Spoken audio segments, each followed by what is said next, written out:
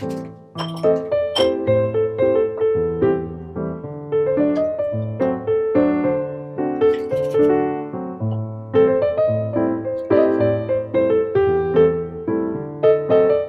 of all, Yacht, I want to welcome you to Over a Drink. What we do here, man, is we just sit, rap over the drink. Talk about who you are, what you do, why you do it. Obviously, you know what I mean, you do TV like I do TV. We videographers. So let's start off with talking about how you got in this industry. Well, my dad is a photographer.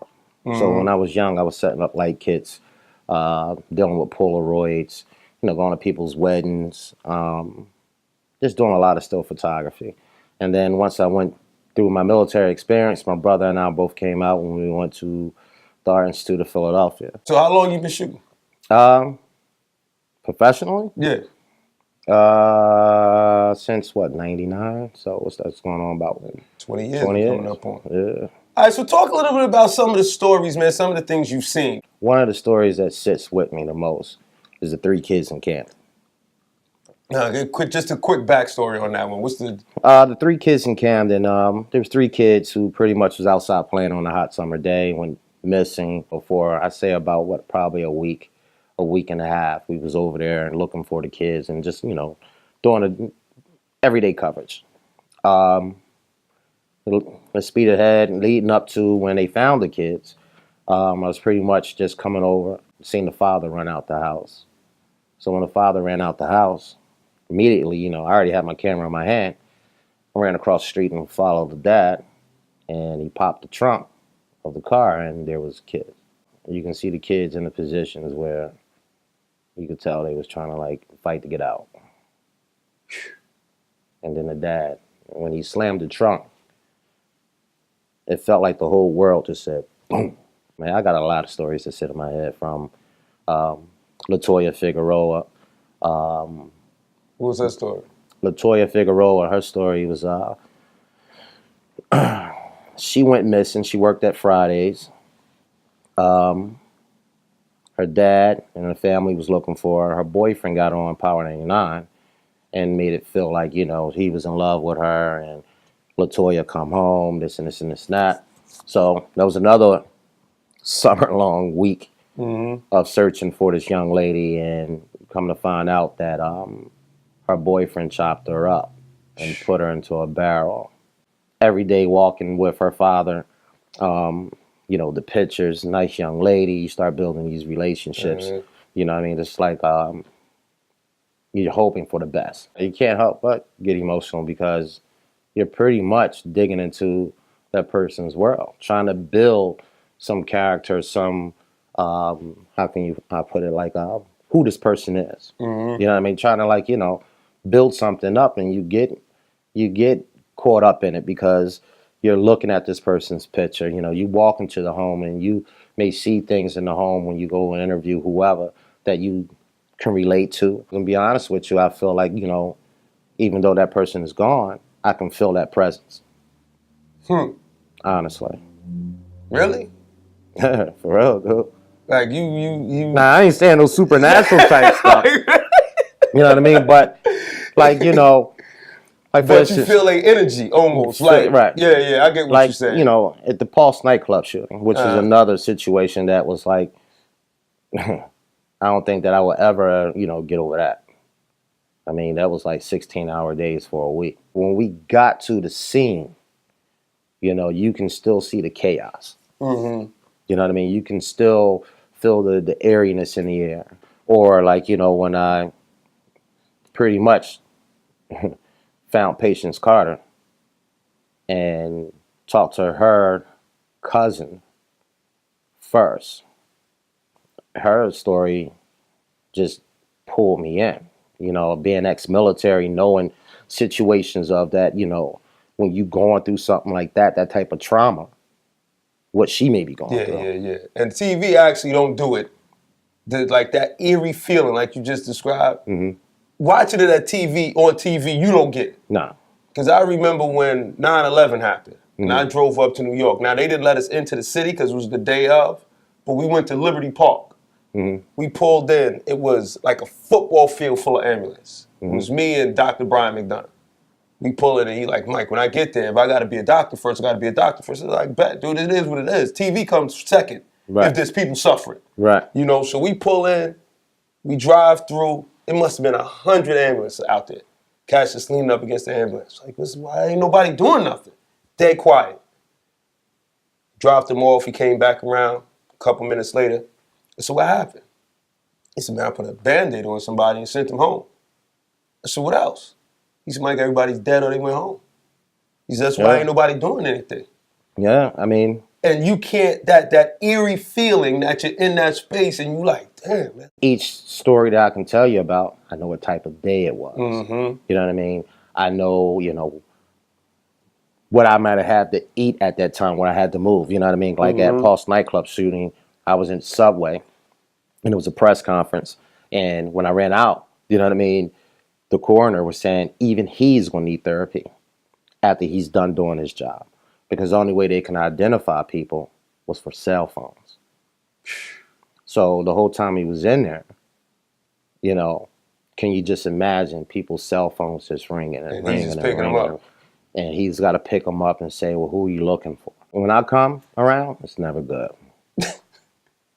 It's true, though. It's never good. It's true. I'm either coming after the Grim Reaper or some type of situation has already happened. We cover so many stuff. I mean, from home invasions to, I mean, good stories and bad stories. We cover everything, right? I'm the yellow tape king. You the yellow tape king. All you get is the dark side. Yeah, man, I pull my bumper up to yellow tape almost every day, yo. I started looking at things like, how much yellow tape is it? You know what I mean? Who makes the yellow tape? You know what I'm saying? Because of what we do, you get, like, you're not just getting the sound bites. You follow what I'm saying? You getting the whole, everything that's available. Let's put it that way. We never get the whole story. Right. But you're getting everything that's available. You're getting a minute 10. Correct. Yeah, well, the people at home getting a minute 10. I got 8 hours that day. Exactly. Most of the time when I go out there, man, I got to look at it like it ain't real. It's crazy. And that's something that I learned in the military. That, you know, when you assessing a situation and you're running out into stuff, you know what I mean? And when you come out, you know what I mean? You just got to shake it off like it was my duty. You know what I mean? But I try to look at these situations like it's just television. And you do, and I've done that. But at the same time, it's hard to forget. Right. Because you living in the community with these people. You got to go out, you socialize, and you living. People will see you when you off the clock and be like, yo, you was the camera dude that was at such and such. And now you right back in that same space again. So what do you do to find balance outside of that? First thing is I try to keep busy. I do a lot of, like, you know, production stuff. Comedy shows, which brings some balance in, gives that release. Also, I try to get back in the community. I do a lot of, like, you know, haircuts for the kids. Started something where we can have, like, a little chat room called Save Us From Us, which actually came from the Baltimore rioting. You know, how do you loot your neighborhood pharmacy? Your own neighborhood you know what I mean? Pharmacy. Correct. Even in the military, you go out, you do your damage, and you come back and you retreat back home so you can regroup. Correct. You damage your own home. When you done burnt down home. Where you regrouping at? When we out there, you see them. And their mentality is rough because you don't want to judge people, but you're looking at them like, dude, man, this your neighborhood, man. Take better care. You know what I'm saying? And you don't want to be out there and be preachy on them, but at the same time, you thinking to yourself, yo, is nobody telling you? Like, take better care, man. Like, you got to live here. Me, I'm going to get back in this truck and go home when it's over. Right. You know what I'm saying? Yes, I'm out here. I'm whether you love me or hate me, I'm exploiting your situation. I'm making a living off of it. Yeah, you're right. But at the end of the day, when it's all said and done, I'm getting in this truck and I'm going back home. You got to stay here. Right. So why don't you do the things you need to do to make yourself more comfortable in your environment? Well, my drink is done, y'all. It's over a drink, man. My drink is still gone. You still got talking to do. I can sit here and talk for days, man. Like I said, you know, for those amount of years, working the night shift, pulling up to yellow tape, and dealing with the stories we deal with. You know, I remember them all. I remember the first day I started at Fox, and there was a road rage incident.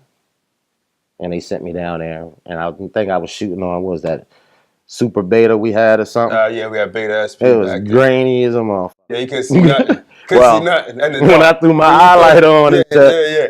Old boy was laying on the rocks, and in his frame, he was looking at me. And I told the cop, there you go right there. And that image just sat in my head Still, since today. Day one. You know, every time I talk about this stuff, man, it's just coming back up in my head. Well, hopefully, man, this helps get it out. You know, and I mean, it don't go away because you'll be back at work on Monday and you'll be covered in body on Monday. Different situation, different story. You know what I mean? To add to. It's just what we do. We are the storytellers in those buildings, man. And like I said, I do this just to celebrate the photographers, man, and give them a chance to rap and tell their stories and tell their experiences and tell how what we do affects them. How fucked up it is out there. Let's be real about this. It's fucked up out there, man. Seriously, let's be real about this shit. Hold on, I need another drink, man. I rode around with Highway Patrol when they brought the state troopers in. Mm-hmm. And they had us down Southwest. You know what I'm saying? And, you know, I jumped out when they jumped out. They had them all up against the wall. Yeah, I shot it. But then I thought to myself, like, yo, hold up. These cats got vests on. You know what I mean? What am I doing? We had the Operation Sunrise, man, and we was over in the Badlands. We ran up, and the cops, it was like, listen, man, don't worry about it. Y'all in the back. You'll be the last ones to pull up. Everything will be secure when we get there. We was like the second van in front of the house. Everybody hopping out. Because this is different. When it goes down, when it goes down, it goes down. And you jump out with your camera and you run right into the fire as though you got a gun.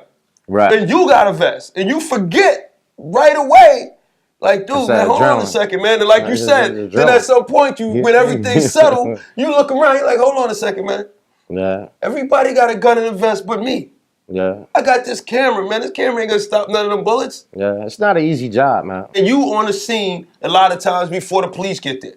You know what I'm saying? You on scenes before firefighters get there sometimes. You know what I mean? The scene ain't secure. Right. And you climbing out with your camera, vulnerable.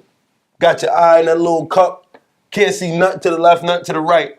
Right. But I mean, there's been times for me where I called them like, I don't feel safe. Dude, I've done it too. You know what I mean? Because for the simple fact that, you know, I don't feel safe. I follow my gut feeling got me through a war. You know what I mean? So there it is. It should be able to get you home at night. That's the number one key.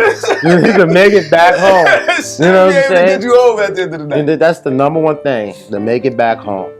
Yeah, we ain't gonna. Yo, your drink is done. Yeah, I'm done, dog. You done. Yeah. So thank you, brother, for coming out, man. I appreciate you sharing your experiences.